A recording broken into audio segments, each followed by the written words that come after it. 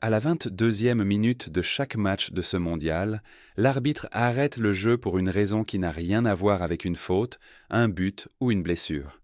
Les joueurs trottinent vers la ligne de touche, les entraîneurs rassemblent leur staff, et dans les foyers américains, les écrans de télévision basculent vers toute autre chose.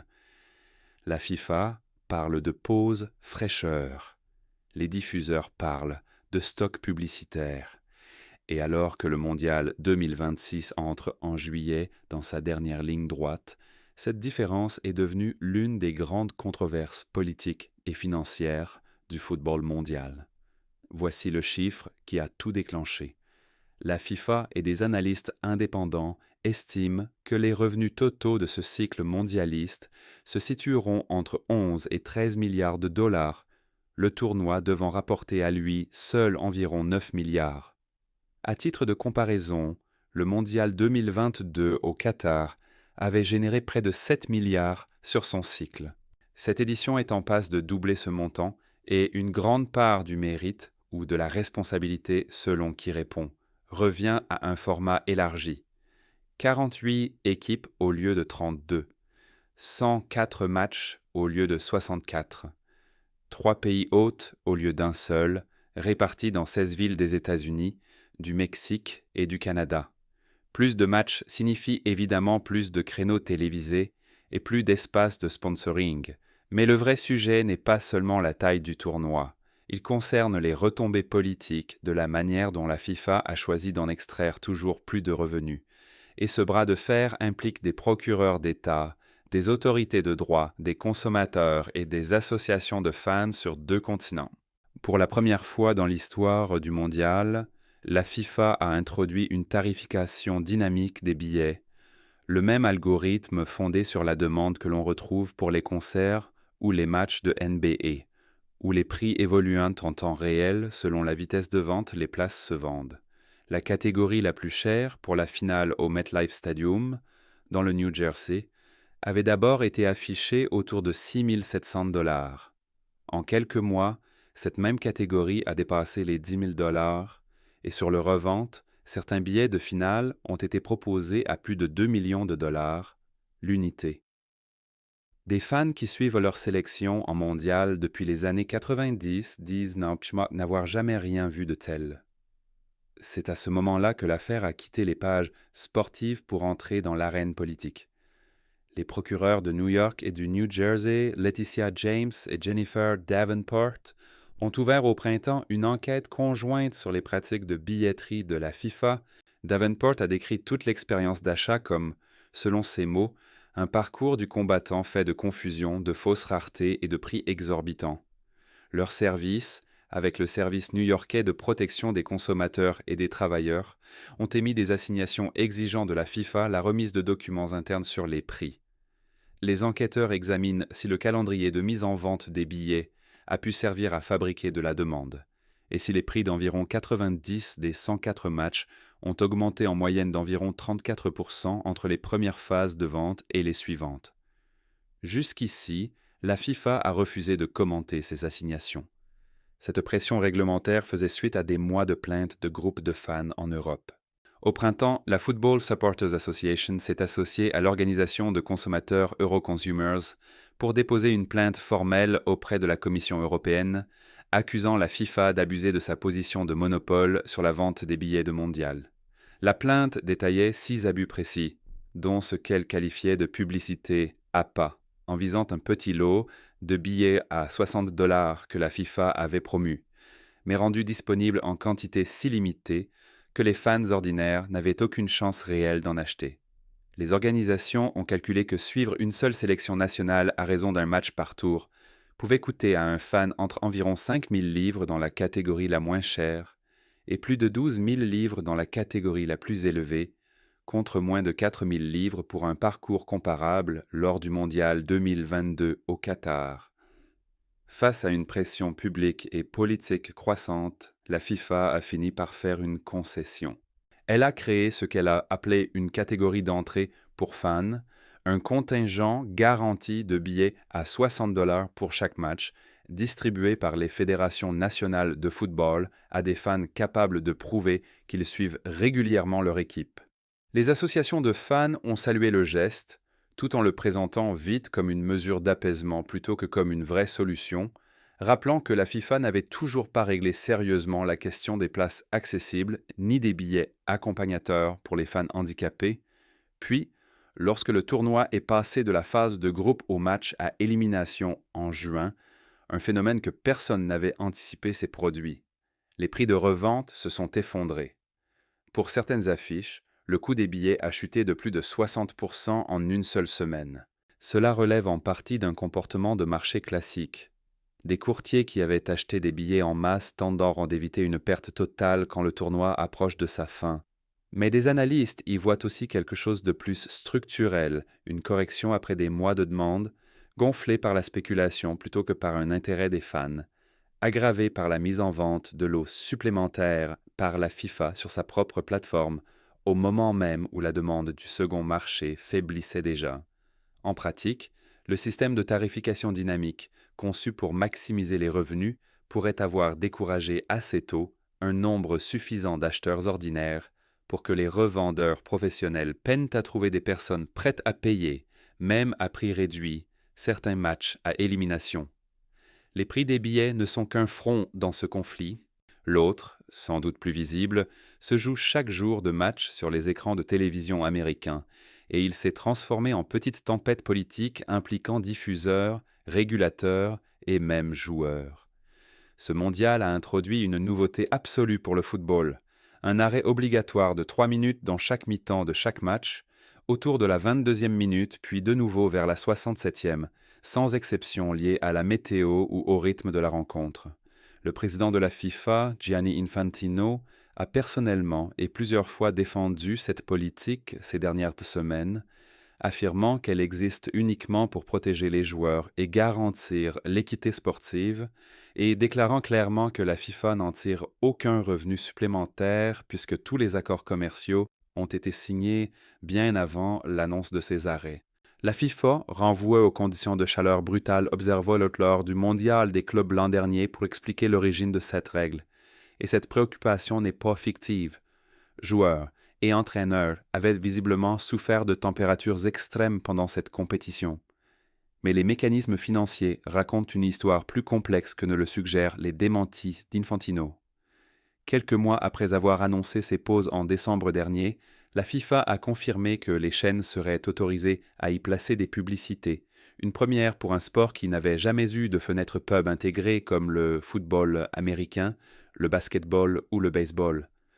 Le football s'est toujours joué en 2 périodes de 45 minutes ininterrompues, un format que les chaînes ont historiquement eu beaucoup de mal à monétiser à la manière des sports américains.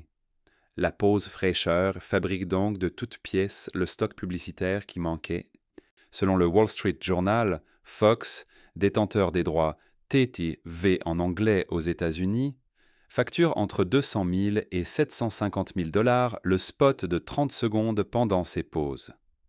Rapporté au calendrier de 104 matchs, les estimations situent les revenus de Fox tirés de cette seule publicité entre environ 250 et 333 millions de dollars, en plus des plus de 300 coupures pub de mi-temps déjà prévues dans son accord de diffusion.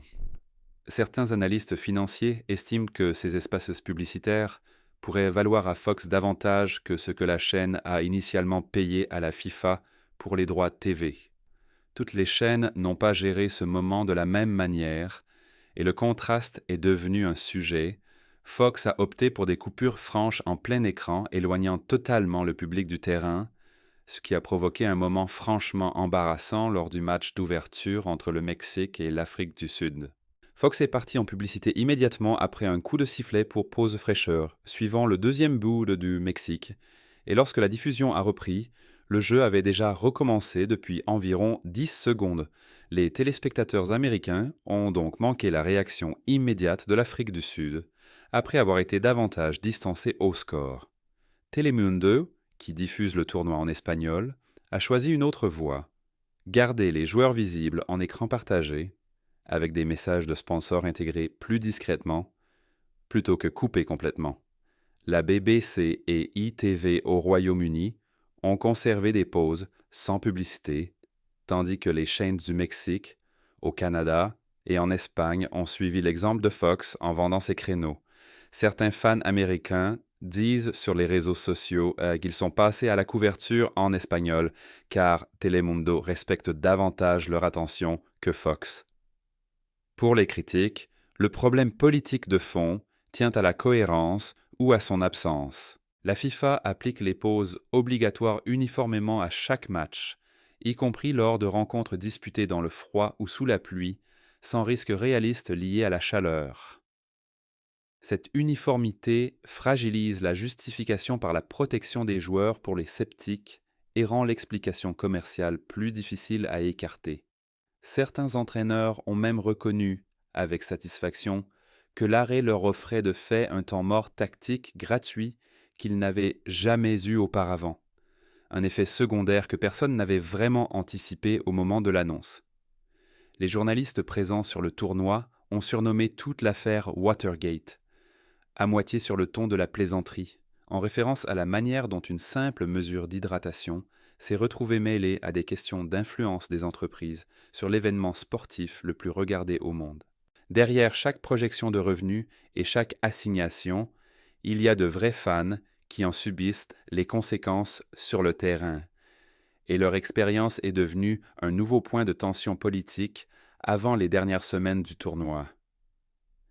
Des habitués qui s'étaient rendus au Brésil, en Russie et au Qatar pour les Coupes du Monde précédentes décrivent un choc tarifaire qu'ils n'avaient vraiment jamais connu avant cette année, certains payant 3 ou 4 fois plus que prévu pour des places ordinaires et bien davantage pour les grands matchs à élimination. Pour une partie de ces fans de toujours, c'est le premier mondial de leur vie qu'ils ne pouvaient tout simplement pas se permettre de suivre sur place, un argument que des responsables d'opposition et des défenseurs des consommateurs dans plusieurs pays citent pour réclamer une réglementation plus stricte de la billetterie sportive. À l'inverse, l'effondrement récent des prix sur leur vente permet maintenant à certains fans de décrocher des offres de dernière minute exceptionnelles pour des rencontres qui étaient hors de portée quelques semaines plus tôt, créant une expérience étrange et inégale, où des catégories de sièges identiques peuvent varier brutalement de valeur selon le jour exact de l'achat. Dans les stades, les pauses fraîcheurs ont visiblement modifié le rythme d'un match en direct. Les fans en tribune apprécient généralement de pouvoir remplir leurs bouteilles d'eau et souffler pendant les après-midi chauds, et la plupart reconnaissent que cet aspect de la mesure apporte un bénéfice concret. Mais les écrans géants qui diffusent des publicités de sponsors pendant cette même fenêtre ont paru à beaucoup comme une intrusion indésirable dans ce qui devrait rester une expérience de football pure lors de matchs frais ou sous la pluie, lorsque la météo ne justifiait aucune pause. Où cela laisse-t-il donc le tournoi avant la finale du 19 juillet au MetLife Stadium? La FIFA a déjà montré, avec la catégorie d'entrée pour fans, qu'elle pouvait ajuster sa politique sous une pression publique et politique suffisante. Il est donc raisonnable d'attendre d'autres retouches avant le coup de sifflet final sur l'accessibilité et la transparence des prix, avec des régulateurs de New York et du New Jersey qui poursuivent leur enquête et réclament des documents internes. La grande question, pour l'instance du football mondial, est ce que cet épisode signifie pour l'avenir du mondial. Si la tarification dynamique et les interruptions financées par la publicité se révèlent assez rentables pour dépasser le coût des critiques, il est bien possible que les prochains tournois aillent encore plus loin dans ce modèle. Si la réaction politique continue de s'amplifier et si les données de vente montrent encore que les fans ordinaires sont exclus par les prix de la grande scène du football, la FIFA pourrait subir une vraie pression des gouvernements nationaux et des régulateurs internationaux pour repenser l'agressivité avec laquelle elle monétise le tournoi. L'issue optimiste serait un modèle plus équilibré, dans lequel la FIFA conserve la croissance des revenus qui financent les programmes de jeunes et le développement du football dans plus de 200 fédérations membres à travers le monde, tout en protégeant l'accessibilité financière et l'accès des fans qui créent l'atmosphère dont ce tournoi dépend. L'issue beaucoup moins optimiste serait un mondial qui semble de plus en plus conçu pour les chaînes, les sponsors et les acheteurs fortunés, avec des fans ordinaires repoussés davantage à la marge tous les 4 ans. À l'heure où le tournoi aborde les quarts de finale, la FIFA reste en route vers le mondial le plus lucratif de l'histoire, proche de 12 milliards de dollars selon la projection retenue, une manne bâtie sur des accords télévisés records, un sponsoring élargi et un système de billetterie qui a déclenché des enquêtes gouvernementales, une plainte formelle auprès de la Commission européenne, une contestation publique durable et un effondrement inattendu des prix au moment où le tournoi atteint ses matchs les plus importants. Les pauses fraîcheurs censées protéger les joueurs ont aussi servi de premier véritable temps mort commercial jamais vu dans le football. Les chaînes exploitent cette nouvelle possibilité de façon très différente et les régulateurs des 2 côtés de l'Atlantique observent de près pour savoir quelle part de tout cela deviendra la nouvelle norme du prochain cycle mondialiste. La controverse sur les billets comporte d'autres points de tension qu'il faut comprendre, car ils montrent à quel point le modèle de prix s'est révélé inégal pour les fans ordinaires. Lorsque le premier match de groupe de l'Angleterre contre la Croatie a été mis en vente, des fans anglais ont qualifié les prix sur les réseaux sociaux, sans détour, de dégoûtants, après avoir vu des annonces de revente pour cette seule rencontre dépasser les 7 500 $ pour des sièges qui auraient coûté une fraction de cette somme lors des tournois précédents. À comparer avec le contingent de l'Écosse pour ces matchs de groupe, les prix fixés par la Fédération nationale pour le match contre Haïti à Boston commençaient à seulement 180 $ et montaient à 500 $ pour de meilleures places, tandis que les billets du match contre le Maroc démarraient autour de 220 $ et que le dernier match de groupe contre le Brésil à Miami commençait près de 265 $. Cet écart entre les affiches impliquant des adversaires prestigieux et les matchs de groupe moins exposés est devenu l'un des signes les plus clairs que la tarification dynamique de la FIFA était conçue autour de l'attractivité perçue de chaque rencontre, plutôt que sur une structure fixe et prévisible. C'était la plainte que les groupes de fans avaient déposée auprès des régulateurs européens des mois avant même le début du tournoi. Cette plainte, déposée conjointement par la Football Supporters Association et l'Organisation de défense des consommateurs Euroconsumers, affirmait que la FIFA exploitait ce qui équivaut à un monopole sur la vente des billets de mondial pour imposer aux fans des conditions qui ne résisteraient jamais dans un marché concurrentiel. Les organisations demandaient à la FIFA de supprimer la tarification dynamique, de maintenir les prix stables à chaque phase de vente et de prévenir les fans au moins 48 heures à l'avance de la disponibilité des billets comme des catégories de places précises avant l'ouverture de chaque fenêtre.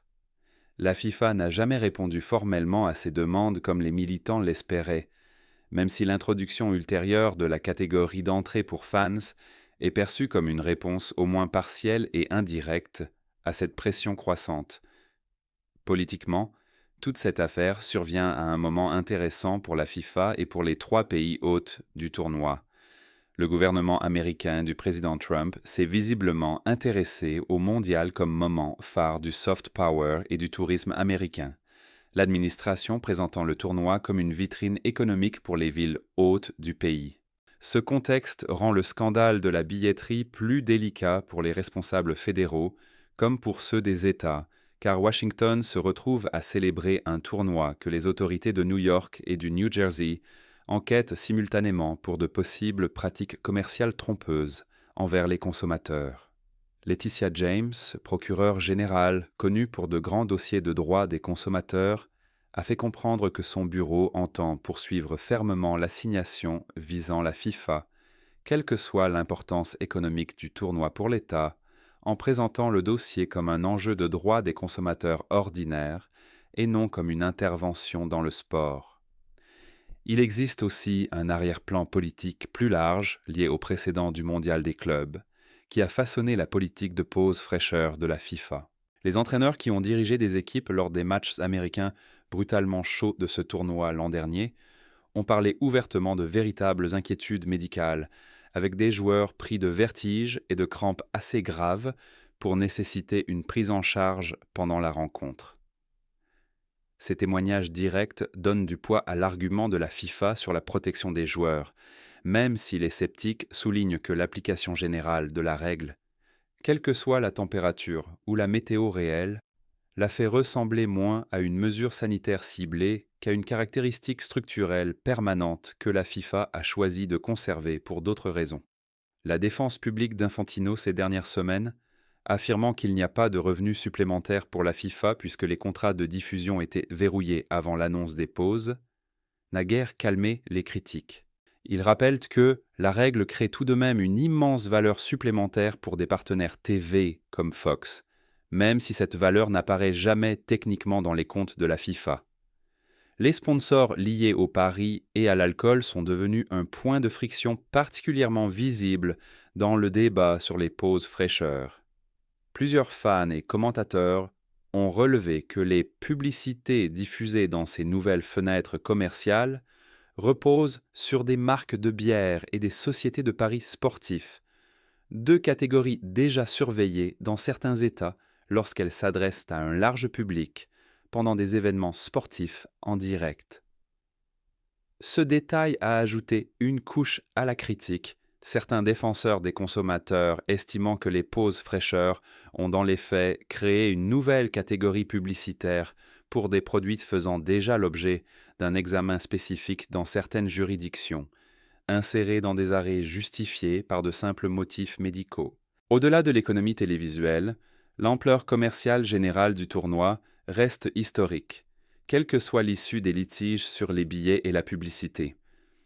Les rapports de la FIFA à ses fédérations membres font état de revenus de sponsoring records, grâce à un portefeuille élargi de partenaires mondiaux, ainsi que d'accords de droits audiovisuels dans plus de 200 pays et territoires, qui dépassent collectivement tout ce que le cycle du Qatar avait produit. Les analyses financières indépendantes consacrées au bilan de la FIFA pour ce cycle ont décrit le tournoi comme, de fait, l'événement sportif le plus lucratif jamais organisé, un statut qui devrait tenir, quelle que soit la conclusion des enquêtes sur la billetterie à New York et dans le New Jersey. Pour les fans américains ordinaires qui regardent depuis chez eux plutôt que de suivre l'argent, l'expérience a été entièrement déterminée par le diffuseur choisi. Les téléspectateurs de Fox ont signalé plusieurs fois des reprises de jeux manquées, des buts ratés immédiatement après un coup de sifflet pour pause fraîcheur et le sentiment général que la chaîne privilégie la valeur pub au détriment de l'expérience du public dans les moments où les fans veulent le plus une couverture continue. Ceux qui sont passés à la diffusion en espagnol de Telemundo décrivent une expérience différente où l'écran partagé garde le match visuellement présent même pendant l'affichage du message sponsorisé, un format que certains fans anglophones ne parlant pas espagnol disent souhaiter voir Fox adopter purement et simplement, tant il préserve mieux l'expérience du direct. Alors que le tournoi entre dans ces dernières semaines avant la finale du 19 juillet au MetLife Stadium, les deux dossiers, l'enquête sur la billetterie et la bataille publicitaire autour des pauses fraîcheurs, restent ouverts. La FIFA n'a ni confirmé ni démenti qu'elle apporterait de nouveaux changements à ses politiques avant la fin. Et ni le procureur de New York ni celui du New Jersey n'a indiqué de calendrier pour conclure leur enquête conjointe. Ce qui est clair, c'est que ce mondial est devenu autant une étude de cas sur la commercialisation du sport moderne et le retour de bâton réglementaire qu'un tournoi de football. L'issue de ces deux conflits façonnera probablement la manière dont la FIFA structurera sa billetterie et ses accords TV pour le prochain cycle mondialiste, en 2030, ou qu'il soit finalement organisé,